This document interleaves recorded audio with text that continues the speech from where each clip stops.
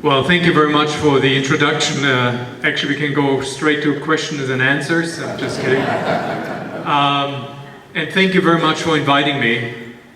I never dreamt in my life that I would stand in front of a Jewish crowd 2013 sharing my life story, because obviously my life started out in a very, very different way.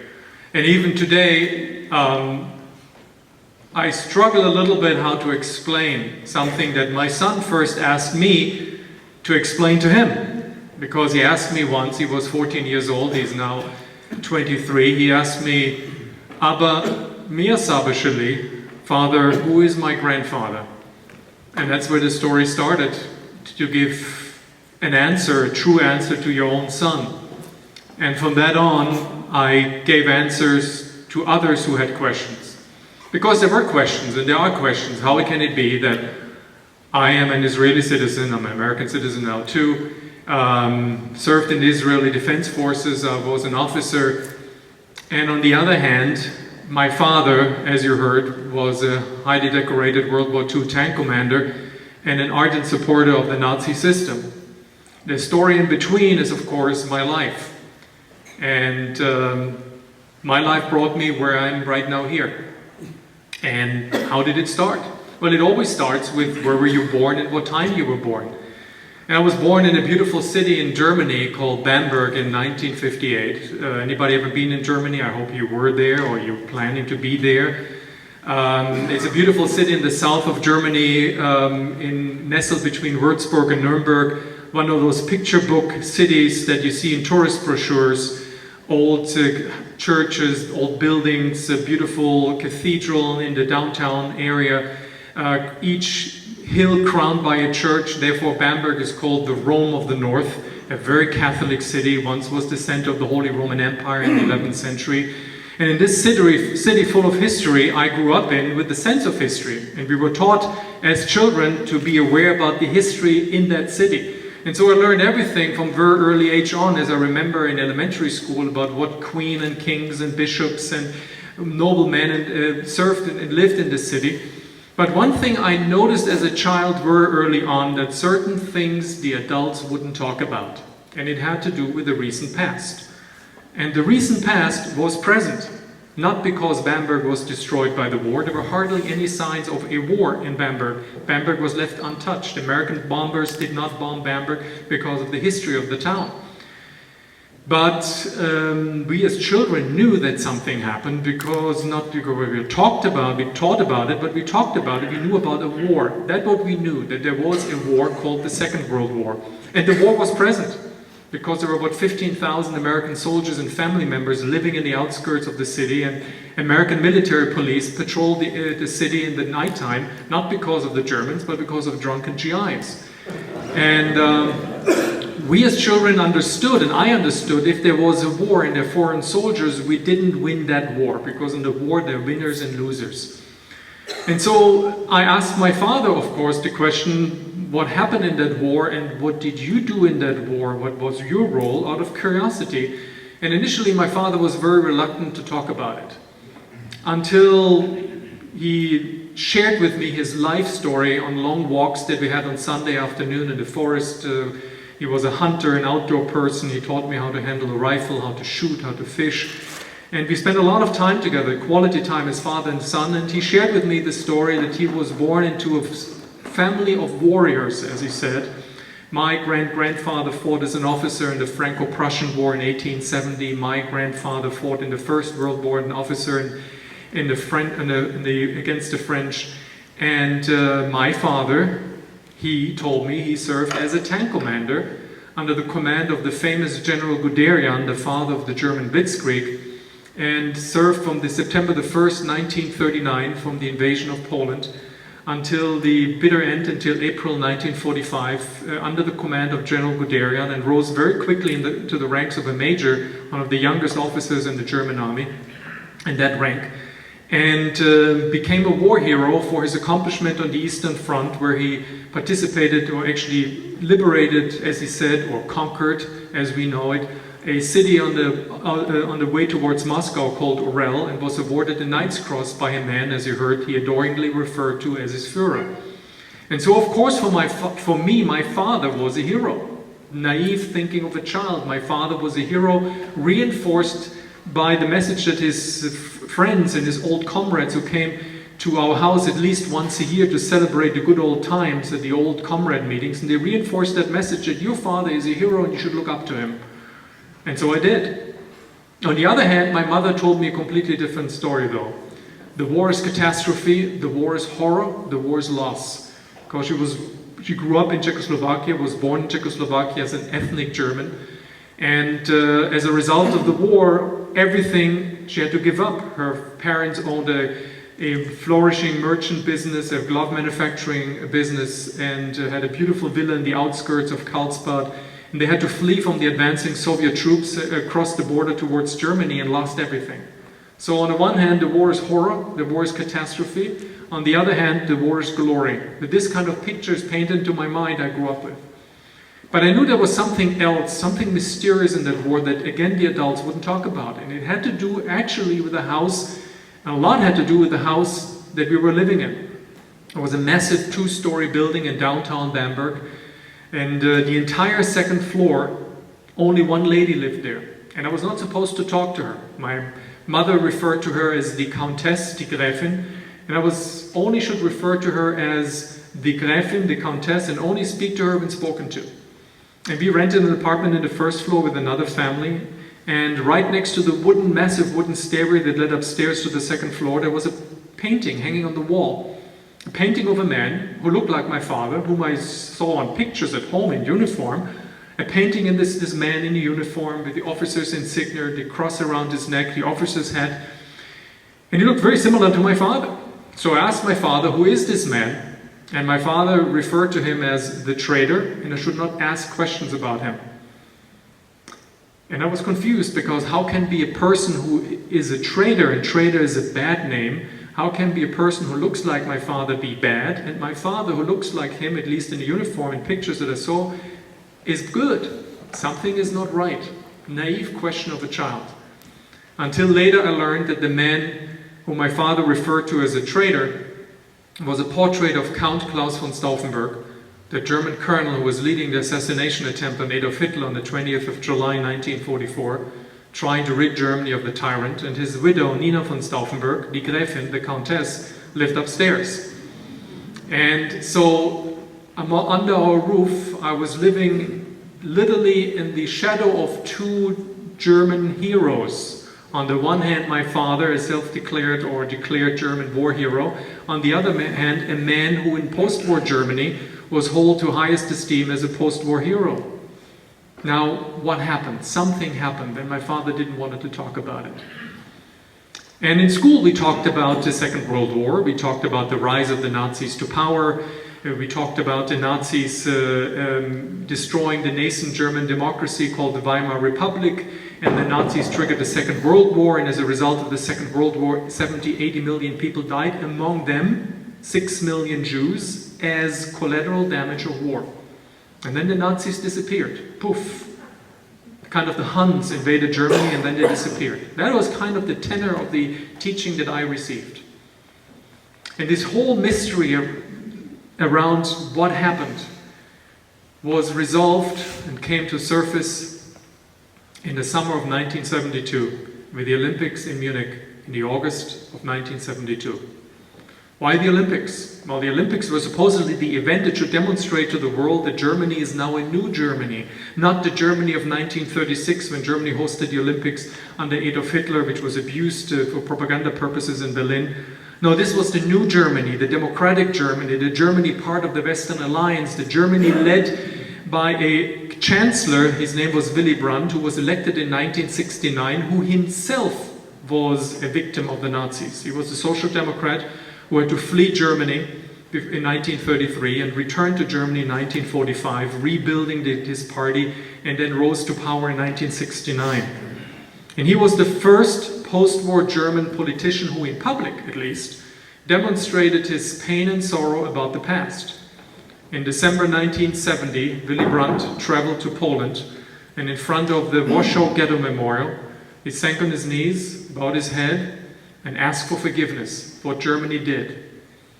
And I remember that picture in the newspaper that my father slammed on the breakfast table. We read newspapers every morning, even together. Slammed it on the breakfast table, pointing with a finger on the picture of the chances depicting kneeling in front of the memorial, screaming, yelling, Verrat, wieder ein Verräter, treason, again a traitor. Because for my father there was nothing to forgive for. And I was confused. How can my father be so irate? This was a man kneeling in front of a memorial. I was raised as a Catholic. My mother was a Catholic, my father Protestant though. And for me, I went to church, I was an altar boy. Kneeling in front of a memorial was a sign of devotion, a sign of humility. Why is my father so mad? And then came 10 days later, the catastrophe. The same team of Israelis who proudly paraded into the stadium in the summer of 1972 with the flag, the Israeli flag, right in their hand. The same team was brutally assaulted by a group of Palestinian terrorists. 2 Israelis were killed immediately in the Olympic Village. The remainder were taken hostage. The terrorists were holding up the hostages in the Olympic Village in the apartment. And the German government, so deeply embarrassed that it happened on German soil, dispatched highest-ranking government officials, among them the Minister of Interior, who negotiated face-to-face with the terrorist leader and asked and begged him to release the Israeli hostages, offering himself and government members as hostages. And the terrorists refused. They demanded that Israel releases Arab prisoners from Israeli prisons and demanded to be flown out to an Arab country of their choice where allegedly an exchange would take place between the Israeli hostages and the Arabs, prisoners. And the German government decided to fly them out at night with 3 helicopters to a military airport outside Munich called Fürstenfeldbruck, where then allegedly they would board a German military Boeing 707 to fly to an Arab country. That never happened. When they landed the helicopters, the terrorists immediately realized that they were trapped. There were no pilots and no crew in the Boeing 707, and they opened fire. And the police, of course, opened fire too. And in the firefight, all the Israeli hostages were killed immediately. The terrorists threw a hand grenade in one of the helicopters, which exploded with all the hostages killed instantly. The other helicopters with the hostages tied and bound to the chairs and seats were sprayed with machine gun fire, and they killed them. The next day in the newspaper, this picture that changed the course of my life.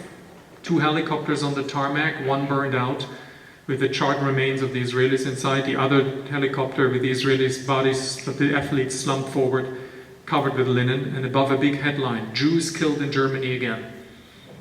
And so I was confused. And what does it mean?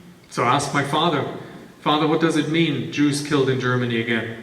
An innocent question that I asked. And my father, who normally answered all the questions and involved me in discussions about daily affairs, very intelligent, very intellectual, very educated man, his answer was, in our house we don't talk about them. It's over with them, we're done with them. Don't ask questions about them. Them, he meant the Jews. I was confused. Why not? And in school, we started to talk about the real implication of the murder of Israelis on German soil. What does it mean in the context of history? And our teachers, in the absence of a structured Holocaust curriculum, which did not yet exist at that time, started to tell us everything we needed to know, what they wanted to tell from their own perspective about that time. Some of them cried. I remember one of my history teachers cried openly in weekly class, telling us about Auschwitz, Birkenau, Majdanek, the mass murder of Jews, the policy of the German government to kill all Jews, Wannsee Conference, Eichmann, Mengele, and I was shocked. All of us were shocked. Not only about the different aspect of history, which we didn't know at that point in time, but I asked myself the question, what did my father do, the war hero? Was he one of those murderers? I needed to know. He was my father. I loved him. I respected him. So I asked him when I came home, I said, Father, in the school we started to talk about the Holocaust, and our teachers told us, my father looked at me, your teachers talked about the Holocaust? It's all a lie. Your teachers are communists. Don't listen to them. They're just agitating you, trying to separate families like they do in the East, in East Germany. Being a communist was a big boogeyman at that time. We just lived about 40-50 miles away from the East German border, the Iron Curtain as it was called. So that was the big boogeyman. But I didn't believe that my teachers were bad. How can it be that they were telling me one story and my father tells me another one? There is something going on. Doubts I had. And so I started to read anything I could, and I found in the library about that time. And the more I read and the more I heard, the more answers I wanted to have. The answer, what did my father do? And so I started to ask him. And I asked him using the fact that my father was a raging alcoholic. And as a child of an alcoholic parent, I learned that when my father was too drunk, I couldn't talk to him. He was in La La Land. When he was not drunk yet, you couldn't talk to him because he was restless, irritated, discontent, trying to figure out where to get the next drink from. And when he was in the twilight zone, I nowadays coined the term Schicker zone, I could approach him and I could manipulate him, I could find things out. And so I asked him, and the answers came out in waves. Phase 1. Bernd, whatever allegedly happened, so he already admitted that something happened, we didn't do it.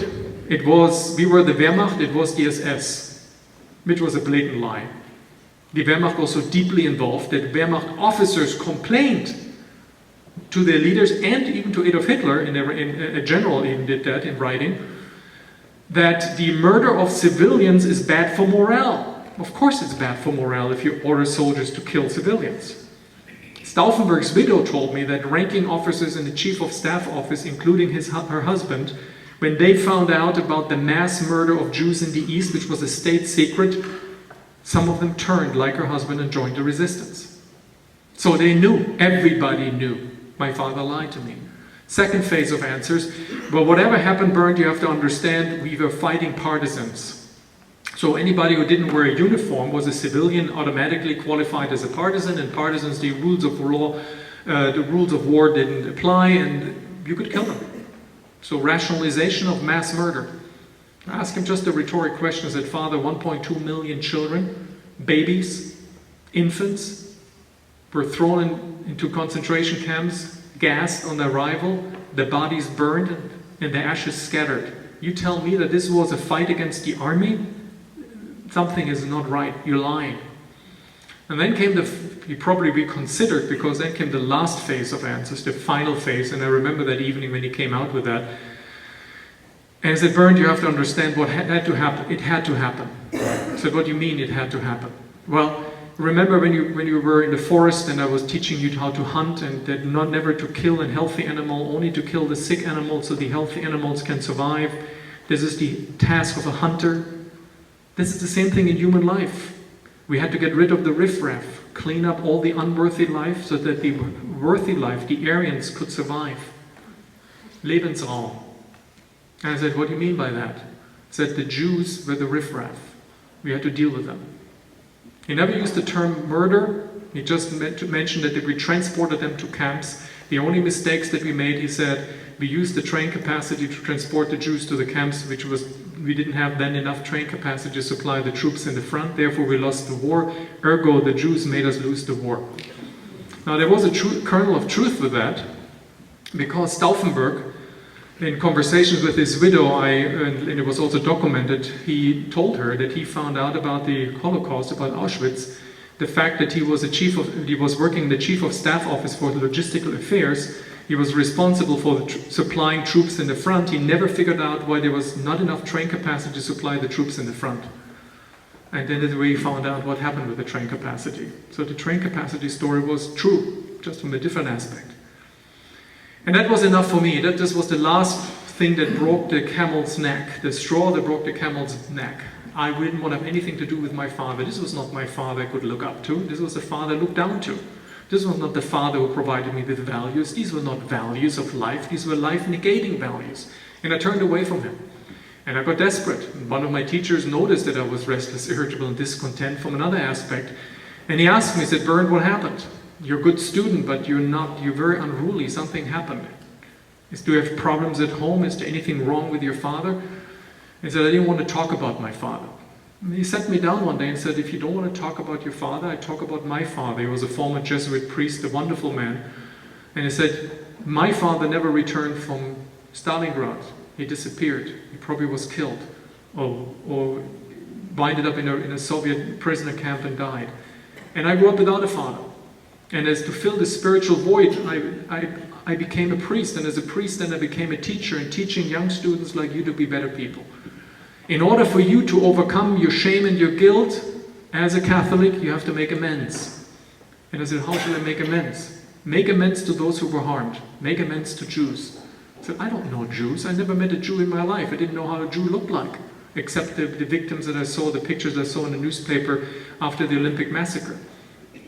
And he said, well, I get you together with a group of young Jews. They actually come next month. There's a group of young Jews, Israelis, Jews and Arabs alike, who come to Germany, invited by the German government and some church organizations to build peace among each other. Maybe you can join them. I make it sure that you can. And so I did. And when young people get together, so I joined this group, was one of the few Germans. The last thing you do is try to find out what makes you feel different. You try to find out what makes you feel alike, what music you like, what food you like. I like the Israeli girls a lot. I leave it like that. And one of them specifically, in the few days we were together, we bonded, and she said, well, if you like me so much, why don't you visit me in Israel? Tacheles, Israeli girls are like that. And I said, well, sure, I will visit you. When? She said, whenever you can. And so when she left, a few days later, I was heartbroken. I was also wanted to find out more about them because they were like me. There was nothing that was separating us. We were young people, human beings, not Jews and Germans, Jews and Christians, Israelis and Germans. We were young people. And so 1 month later, or 6 weeks later, I hitchhiked to Italy. I had no money. Couldn't afford a plane ticket. I hitchhiked to Italy and to the port in Italy called Ancona. It's in the northern Adriatic Sea. And from there I took a ferry, not a cruise ship, so don't repeat that, and shipped to the entire Mediterranean, letting her know by a telex that I would arrive on that date in Haifa. And she actually received me and waited for me at the harbor, and overjoyed seeing me. She took me to her parents' apartment in Neve Sha'anan in Haifa. And her parents were these typical hardworking Ashkenazi Jews who took me in immediately into their apartment. Her father, a very burly, very muscular Polish Jew, he took me in, spoke Yiddish with me, put his arm around me, took my rucksack off and said, you stay here and put food on the table and eat, you must be hungry. And they chatted with me in Yiddish and I had no idea what they were talking about. And her daughter tried to translate and interpret, and then her father noticed that this is not a conversation. And he looked at me and said, in German, halting but clear German, he said, if you want to speak German, we can speak German. I said, how did you learn that? He didn't say a word, just looked me in the eye and rolled up the sleeve on his forearm and showed me the number tattooed on his forearm and said, ich war in den Lagern. I was in the camps. That's all what he had to say for me to wanting to disappear, sink in the ground out of shame, because I was the first Holocaust survivor I ever met. And he looked at me and noticed my fear and said, don't worry about it, you didn't do it.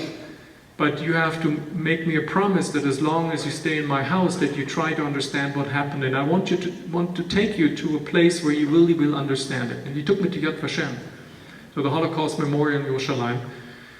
And they introduced me to the Shoah, the catastrophe, not the Holocaust. The Holocaust is a horrible word, by the way.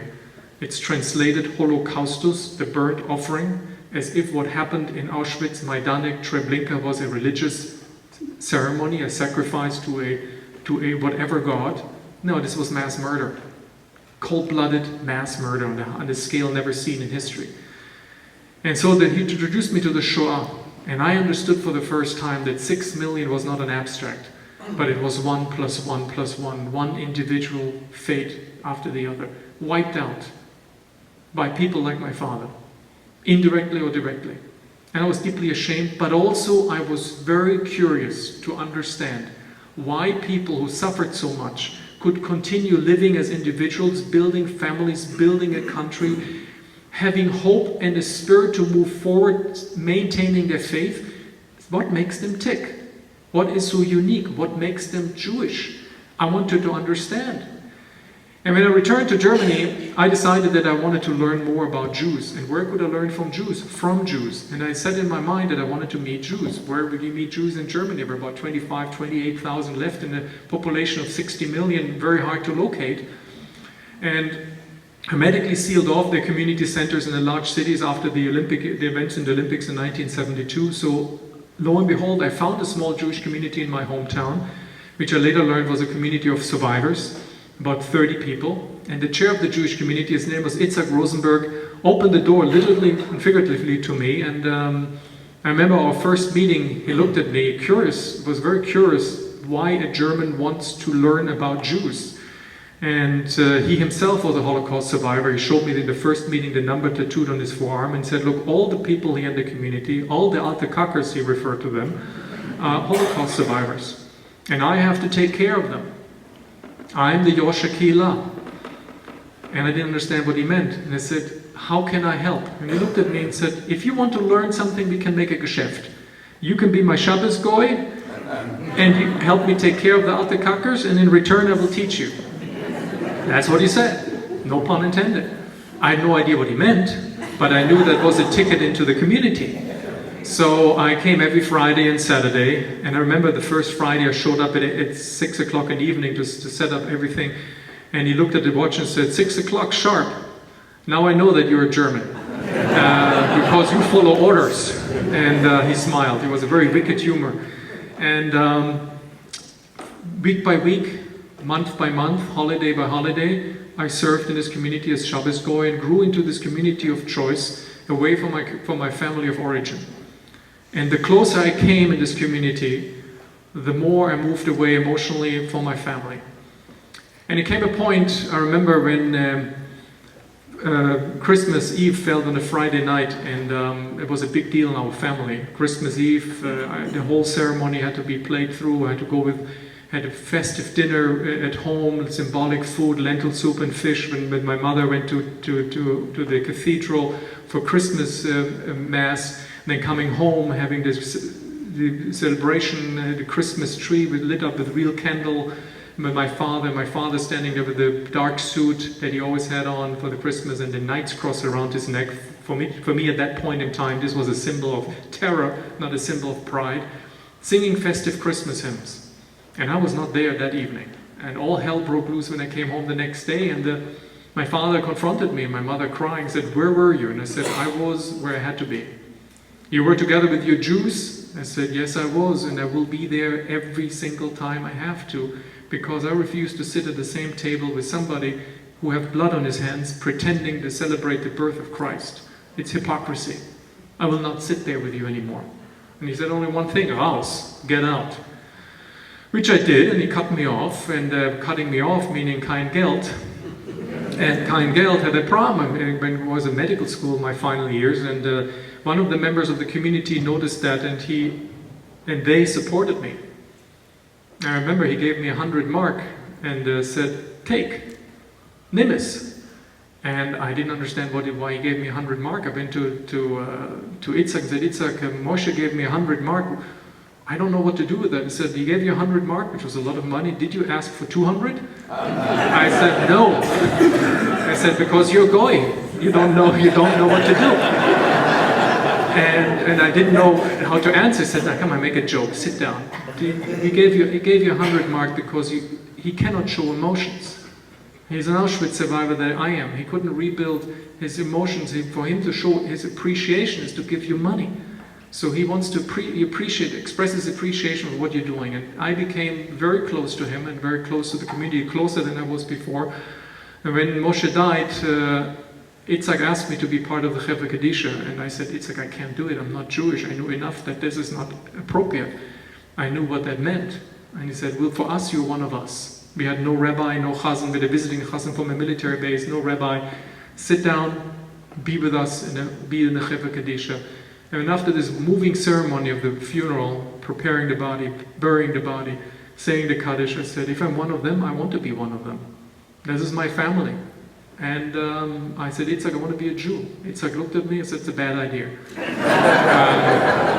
He showed me his number again and said, this is what you get, suffering. Don't be a Jew. Don't be a tzedek. You don't have to be a Jew. You can be righteous. I said, I want to be a Jew. I said, well, I send you to a rabbi who can talk you out of it. He's in Frankfurt. And he sent a letter to the rabbi in Frankfurt. The rabbi in Frankfurt made an appointment with me. I met him for lunch in Frankfurt. Very polite man. He sat me down and said, young man, I heard that you want to become a Jew. First of all, I don't convert Germans. But I will teach you in respect for my friend Itzhak. I will teach you whatever you need to know. But no conversion. And so for the next 2 years, it was already my 6th and 7th year, since the beginning of this process. He taught me whatever I needed to know, and every time I met him, I asked him, well, knew when? And he said, no, until the spring of 1986, when he relented and said, I will refer your case to the rabbinical court. There are 4 rabbis, each rabbi, I'm one of them. If they come vote in your favor, so be it. But until you get there, and there's no guaranteed outcome, you have to undergo some minor corrections. One of them is a plastic surgery that doesn't involve the nose. I leave it up to you to figure out what that is. And it had to be done in a kosher way in a mohel in Switzerland, and in Orthodox, and then a few months later in an Orthodox mikveh in France, in Metz, I remember. And from there, my case was presented. I presented myself to the rabbinical court in October 1986 and underwent a formal halachic conversion and changed from one side to the other. And I remember the question one of the rabbis had when I, after quizzing me for an hour, said, young man, I'm still not convinced. Why a German wants to become a Jew? Is it guilt? It doesn't count. Is it conviction? Knowledge is not conviction. What is it? And I told him my story. And I then passed and became a Jew, and I became a Teudat Giur, and I knew that that's it. I have to leave. Now that I'm reached that point, I have to move on.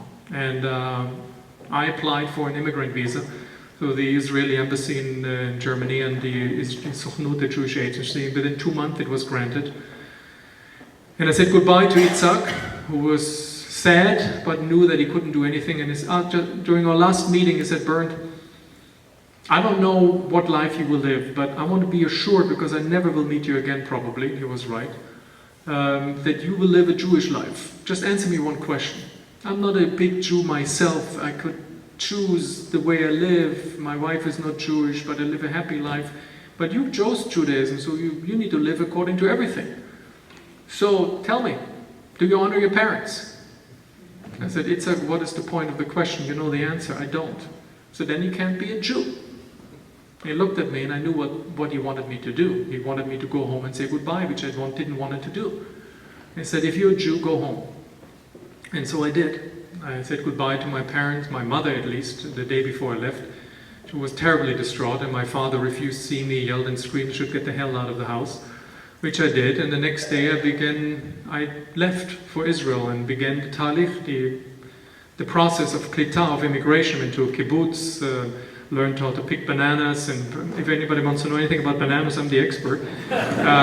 For 6 months, then learned Hebrew in the evening, then for a year in the Israeli hospital to get my license up to Israeli par, became a physician in Israel, immediately took Israeli citizenship, which meant I needed to be drafted into the Israeli military, and was drafted. In 6 months in the military, I had to undergo the officer's course because I was a physician.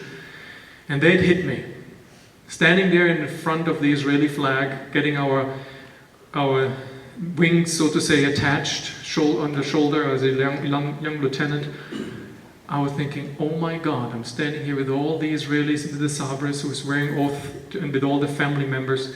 If they find out that I'm my father's son, that I'm a Nazi son, they kick me out of that club.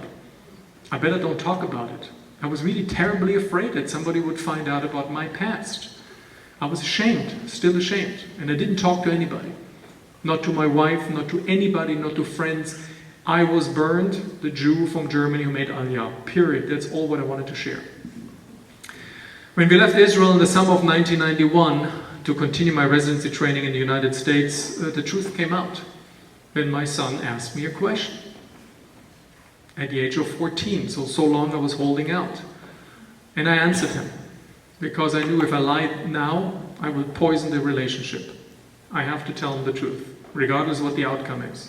And my son, like all my children going to Jewish schools, at least at that time, Jewish education until to high school, they had a family history day in school. And my son, still so taken, so enthralled by the story, and it was reported to me through his teacher, he raised his hand and said, and my grandfather was a famous Nazi. Now that's not good. If you do that in a Jewish school, not good. And I got a call from the principal. I had to go stat to the office, which I didn't know why.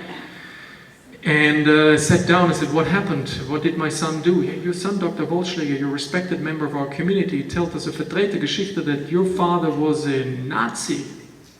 What's wrong with him? Is it the divorce at home, the trouble, is there something we need psychological support? We can help you. I said, no, it's the true story. It had to come out. I knew that's it. It's not my son. And I told him the story. He was, of course, confused. The rabbi in the room, no pun intended, rabbis, got more and more agitated, put his arm around my shoulder. Yesher koach, kol hakavod. What a story, you have to share it. I said, I can't do that. You pulled it out of me and I can't. No, it's good for the neshama, it's good for you. And he was right. The first time I shared the story in school was in 2004. The truth came out. And the weight was lifted off my shoulders. And I asked myself what happened in my life. This life that I lived, the circle of life that I opened so many years ago, I never closed it. I never went back home. I have to close it for my own sake, for my children's sake, and to move forward. And I decided to go back home together with my son to visit my parents at the only place I knew I could visit them, the cemetery. And I found and located their grave, ironically or tellingly, 2 to 3 rows parallel to the wall that separates the Jewish cemetery from the Christian cemetery in Bamberg. Not unusual in old cities in Germany to find that. When you stand even today in front of my parents' grave, look towards that wall, it's ironic because you see the Jewish gravestones, the big tall Jewish gravestones that assimilated German Jews built like temples on top of their graveside, proudly displaying their status, casting their shadow across that wall. And I told my son, look, this is the irony. That my grandparents, your grandparents, my parents are buried here in the shadow of history. And they never stepped out of the shadow even in death. And that means something. It means that you have to face history as long as you live, because otherwise you are condemned to live in the shadow, willingly or unwillingly. Face history on history terms, admit to your mistakes, make the best out of life, move forward, never to repeat those mistakes again. To build a better world, to do that what I taught you to do as a Jew, as a father, as a Jew, tikkun olam, repairing the world to make it better, not to make it worse, not to repeat the mistakes that your grandfather did. And as such, I move forward, and as such, I share this story, not because I felt compelled to tell my very intimate life story, but to tell that there are odds in life that you have to overcome. And again, against all odds, change is possible in people of different faith and of different backgrounds. And it's specifically important today because I personally have the feeling that we are set to repeat mistakes in the past over and over again. That the courage to change is diminishing, and the willingness to give in and to repeat the mistakes that we used to do things like we did in the past are there again. If it's looked back in Cambodia, in the killing fields of Cambodia in 1974, or if you look into Rwanda and Hutsis and Tutsis slaughtered 800,000 to 1 million people in Africa in the early 90s, or in Central Europe in 1994, 1995, the war in the Balkans where Serbs herding Muslims into concentration camps, starving and beating them to death. We like to fall back, it is my impression, into hate. And therefore we have to ask ourselves, where does hate come from? And I have learned that hate falls not out of the sky. It's been born in us by using words of hate that left unchallenged lead to deeds. And if deeds left unchallenged, they lead to habits. Then it's okay to do bad things. And if these habits left unchallenged, character will form, that those who are doing it are being awarded in society. And if character is being awarded in forms, then social norms will develop. And these social norms then explains why entire societies, like in Germany, condone the murder. And it happens over and over again. So when you hear the lesson that I learned, and the reason that I speak, and with that words I want to conclude, is that when you hear the words of hatred, raise your voices, speak up. Because we should know where it leads, and nobody's exempt from hate. No faith, no creed, no race. But we as Jews have the obligation to understand where the words of hatred lead and should stop it right there. I had a wonderful experience recently, just leave it at with the food for thought, in my personal effort to bridge those worlds of hatred that I take very personal, where I'm very involved in building bridges between peoples of different faith. I visited a good friend of mine who I know for more than 30 years in Israel, called in Shfaram, an Arab village. He's a Christian Arab, his name is Elias. And Elias introduced me to something that I didn't know. I heard about it, but I didn't know. He said, "You want to see something?" I said, "Yeah." And he introduced me, showed me a little synagogue in downtown Shfaram, next to the church, next to the mosque. And it's empty. No more Jews left. They left with the establishment of the State of Israel. Prior to that, moved to Haifa. Before that, they were living in an Arab village with Arabs. And in this synagogue was almost ready to just set it up. There was just the Habima left, the Aron HaKodesh, no more Torah rolls, and maintained. And an Arab family has the key to that synagogue for generations. And I said, "It's Elias, why do they maintain that?" And he said, "Why we shouldn't? We are all children of Abraham, and these were my neighbors. If they come back or their children come back, there's a place to pray." And that's the way, that's the courage that one man displays. That's the courage that is actually motivating me to do a similar, building bridges, understanding, not letting hatred seep into our lives, having the courage to speak up, which is far more difficult than hating. Hating is easy. I hate them. To do something about it is far more difficult, to reach out proactively. And so I hope my words and my life in some way instill some hope and motivates other people, not necessarily to take these radical steps like I did, but to change something, to have more courage to speak up, to move forward, to do what I try to do against all odds. Against all odds, change is possible. Thank you very much.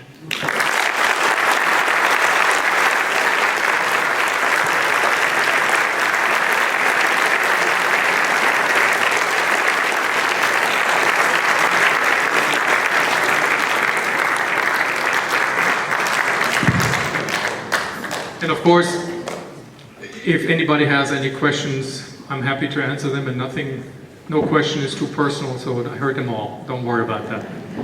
If you don't hear yourself, I will repeat the question loudly, and so we can give you the answer. Yes, sir. Where did you meet your wife, and where is she? In Israel, when I was working as a young physician in the hospital, typical nurse-doctor story, we lived together in Israel, moved then to the States, and we were divorced, but she still lives here not far away. We have good friends, and we raised our children together. They're all adults now, young adults. I go over there and then come back here. Yes, sir. I know your process took many, many years, which probably resulted in being a very analytical decision as to what to do. I'm sure you had some doubts about should you or should you not. Was there a particular point that when you had an epiphany where you knew that this was the right decision, sort of a revelation that being Jewish was an important thing for you to do? Well, let me answer the question as follows. It was not gefilte fish in my liking for that I became a Jew, because I learned to make a Polish gefilte fish, and believe me, I don't eat it anymore. That's just a sidebar. For me, I asked myself, what am I doing? Am I joining another religion in its rigidity and formality, in the liturgy, or do I join a way of life? And for me, it was very clear, I don't join another religion. And that Judaism is far more than religion.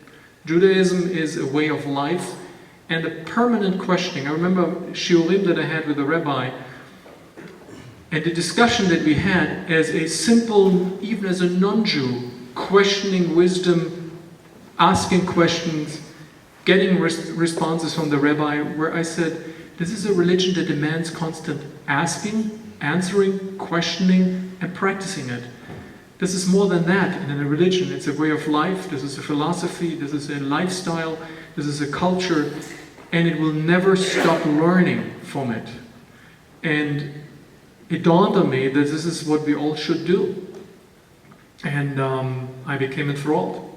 I'm not religious, I'm not observant, if you use that term for religion, but I'm a deep believer.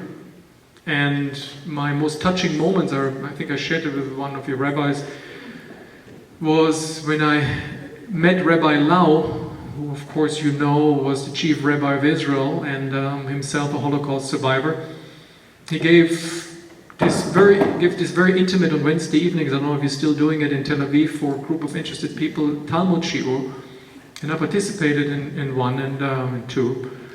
And just to be, that there is no authority and authoritarian relationship between those who lead the faith and those who practice the faith. It's a give and take. It's among equals, which is not often the case in many other religions. And it attracted me, the faith among equals. And I think I will always, and even more than 25 years later, I have the same feeling about Judaism like I had the first day. I have some questions, a lot of questions, but I know there will be many answers, and many answers to debate. There was a question over here before I return to the other side. Yes, ma'am.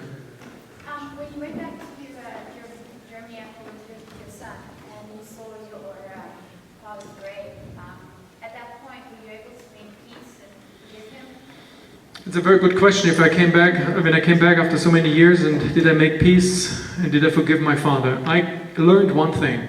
I had very negative feelings about my father. I remember when I moved from Germany to Israel, my father tried to communicate with me and sent me letters that went to a PO box in Tel Aviv, and I never opened them. I hated him.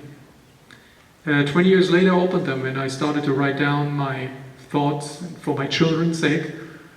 And I noticed that my father was a deeply flawed man, full of pain, anger, and he deeply loved me as his only son. But he couldn't understand that his son betrayed him. And that was not what it was about. And I forgave him at graveside by all means. I didn't have negative feelings. And I forgave him, and I don't know if he can ever forgive me in whatever shape or form we will encounter each other, but at least I know I don't harbor any negative feelings. I consider him as somebody who had a very flawed character, did some horrible things in his life, thought he did the right thing, and I learned something from it. And I have to be thankful to him for what he did not do that I was able to do, move forward. And I think in the end, when I look at that, and my son asked me this question recently, what would my father think about him and me? I think he would be proud, because I became something that he would never imagine I would be, and very similar to him. I remember when I was standing there as a young officer, and I was thinking, if you would see me, my grandfather was an officer, my grandfather an officer, you were an officer, and I'm an officer, but on the other side.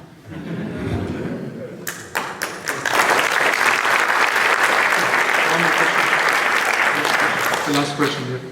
You said you went to Yad Vashem. Have you ever visited Auschwitz or Gdańsk? If you have, can you tell some of your feelings about that? Yes, unfortunately I had to. I was asked if I could be the physician for a group of young children or young students to go to Auschwitz on the March of the Living, which I did 2 years ago with my daughter. And it was even though we were prepared for it for a year and underwent all kinds of preparations, and I thought I knew everything about it, and I'm steeled, I was emotionally deeply touched, pained and horrified.